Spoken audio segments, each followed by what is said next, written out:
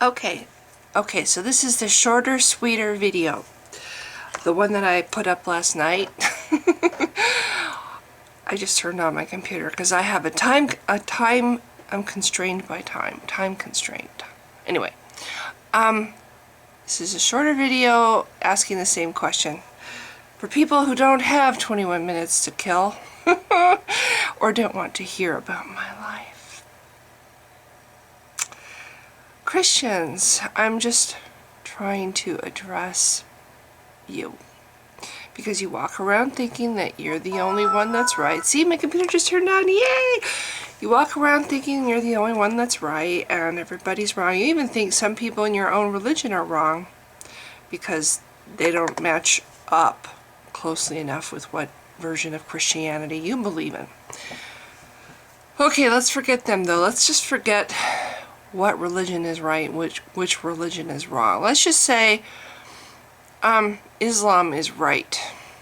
I mean, it's also founded on the Old Testament. It's founded on Judaism. It's the newer religion, so, you know, maybe it's a little more enlightened. I don't know. I know very little about Islam. But what if it's right? What if Islam is right and you're wrong? What if you end up standing before Allah, not God? And what if Allah has a problem with the fact that you worshipped the wrong God? See, I always thought as a Christian, this is why I was, even as a Christian, I was like, there were certain parts of that religion I agreed with and certain parts I didn't. And the parts that I didn't agree with, I just chose to disregard or not acknowledge because they contradicted what I felt in my heart. And what I felt in my heart was that anybody who is seeking after God is going to, that's all that counts to God, is that people are seeking after Him. However they do it, you know, because all we have here on earth are these little erroneous little books and trinkets or whatever bits that he whichever God he is leaves for us. So that's what I thought as a Christian, but diehard Christians think that everybody else is going to hell except them for not believing the right beliefs.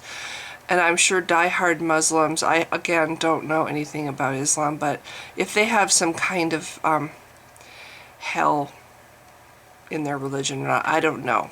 But probably their thinking is similar as far as, you know, if you're not a Muslim, you're nothing. If you're not good, you're evil. Black and white thinking. That would be my guess. But what if there's no afterlife at all? What if you've been living your whole life to die because you think there's something after death that's so wonderful? And then you don't actually find out because you're dead. You don't ever find out. You don't ever get disappointed. You close your eyes, trusting that there's going to be a light and there's going to be people. You're going to see your loved ones again. You close your eyes and surrender to death, thinking there's going to be something wonderful after your heart stops and after your brain shuts down.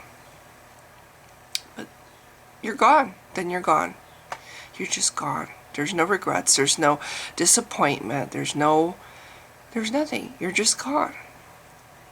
But what have you lost in your life? What have you given up because of your dedication to a belief that is false?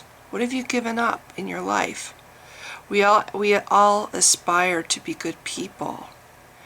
And I really think we pick the religion based on what we already have in our hearts, the goodness we already have in our hearts. We find a religion that matches up with what we already have in our hearts that we agree with. And whatever parts of that religion that we don't agree with, that doesn't agree with what we have in our hearts, we throw away, we ignore, we cherry pick. So, what percentage of your life did you dedicate to worrying about the afterlife, worrying about guilt, worrying about whether or not you're good enough, worrying whether or not you're really going to get to heaven and see your loved ones again, What percentage of your life did you spend talking to God? Now, I don't really consider talking to God a waste of time, because I think all people, whether it's to themselves silently or out loud, talk to themselves. You know, it's kind of along the lines of mulling things over in your head, weighing your options, figuring out which is the best road to choose, which route to take, what's the plan. So I think the only time you're talking to an imaginary friend, is when you're asking for stuff, asking for, help or whatever, or strength or whatever, and then you've got that crutch there. And maybe that's a help, but maybe you could have been so much stronger a person if you just didn't have that. If you just learned to go it alone and learn to appreciate your own strength as a person and understand that you don't need a crutch to be good. You don't need a crutch to be strong. You don't need a crutch to be there for somebody or be the kind of person you've always wanted to be. But instead you put all this time in your life, your precious one life, the one life that you get to have right now, this amazing time, your time on this earth. You've dedicated that one precious moment of all this vastness of time to sitting in a building and praising something that you think you can't be good enough unless you have it, and you're giving it all the credit for your own goodness, and you're giving it all the credit for all the things that come your way, that you worked hard for, that you yourself did, all your accomplishments that you did. You're sitting in a building, you're praying instead of doing.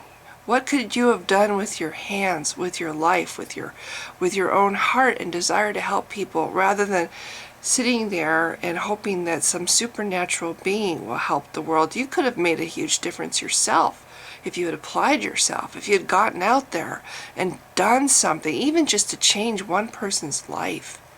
I have a friend who, I posted a short video on Facebook showing a bunch of people, well, there were 3 people holding signs for their church for Jesus. Come to Jesus, da-da-da-da-da. Big, huge signs, almost as tall as they were. One on every corner of a city block in Seattle. And my friend wrote, what she wrote as a reply to that little video was, put down the fucking signs and go feed a homeless person. She's not a Christian, obviously. Anyway, so that's my point. What if you're wrong? What if you're wrong? What if you're sacrificing so much that you could do to for other people, for your planet, for your society, to help people, or just to help yourself, to learn about yourself, to grow, to experience, to appreciate, to understand. Instead, you're reading a book and rereading a book and trying to figure out a book and trying to figure out, what you need to do and how you need to be and what hoops you need to jump through, and are you good enough, and if you pray hard enough, and if you have enough faith and all this stuff. That's what you're dedicating your life to. What if you're wrong? What if this is your one life and this is how you're spending your one life?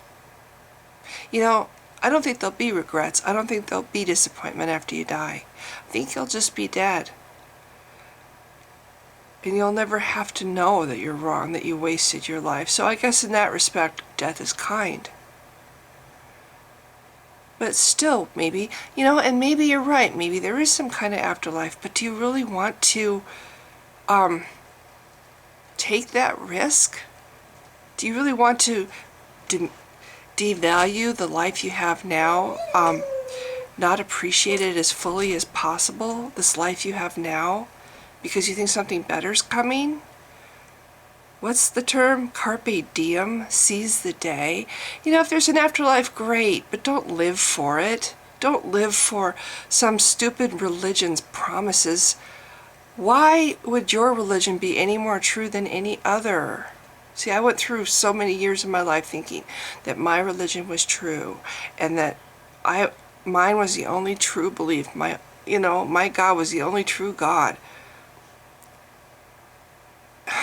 Anyway, I don't want this to get long too, but that's my question to Christians. As an atheist, if I'm wrong and you're right, I'm going to go to hell and burn. But now that I know ever since I read the Bible completely and I understood what the nature of God truly is, if in fact he exists, I can happily say I have not worshipped him since that moment that I became aware, and I will never worship him. And if I end up in hell because of it, I will know the satisfaction of the fact that I stuck to my standards. The standards, what I think is a good person. A good person would not follow evil, and that's what I think that God is. So that's my punishment. The worst that'll happen to me is I'll go to hell, but I will have the satisfaction of knowing I stuck to my principles. I did not bend my knee because of fear, or bend my knee because of whatever. I guess fear. Fear of punishment, fear of eternal torment.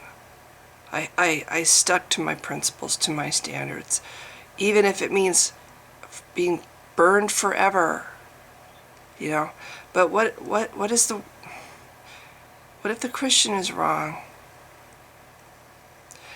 and there is and or even if there is an afterlife, but then they find out that everybody goes there, and it doesn't matter. All it matters is the journey that you take. It has nothing to do with what hoops you jump through or what God you believe in. Anyway, I don't want to go too far off with this. This is what I was thinking and tried to say last night, but it was way too long of a video. So if you've been watching, thank you. Bye.